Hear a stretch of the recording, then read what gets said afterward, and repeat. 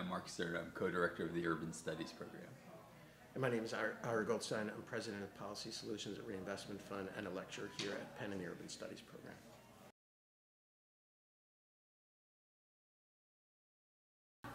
I think redoubling the commitment to increasing and improving the quality of affordable rental housing for people who are of reasonably modest means. I think that's an area that we've begun to migrate away from, but the recession has not been kind to people's incomes, particularly below the average. Those incomes have not come back in the same way. The affordable housing stock has diminished, and although you had the reset in home sale prices, which made home ownership a little more affordable, you did not see that reset in rents, and they continue to decline, to increase as a result. You have that real squeeze. So the kinds of things that we know that both put more money in people's pockets and increase the supply of affordable, good quality rental housing would be, I think, very high on the list. And, you know, after a generation where the only Social Security discussion was around cutting benefits and extending retirement ages, this past year we've moved to a discussion about expanding Social Security, and I think it's a time both in terms of the demographic of the population and in terms of the issues around poverty to open that back up, and I think that is something that shows some promise.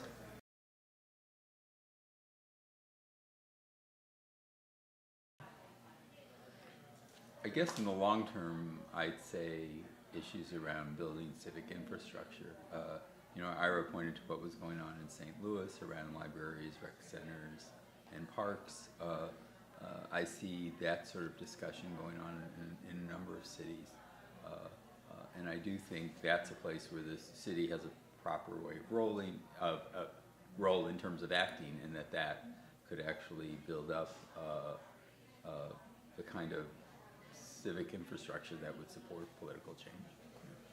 I think one of the messages that you heard play out here today was a little bit of that tale of two cities, where you have certain parts of Philadelphia around here, Northern Liberties, places like that are doing really extraordinarily well, and then other parts that have not really been able to revitalize in the same way.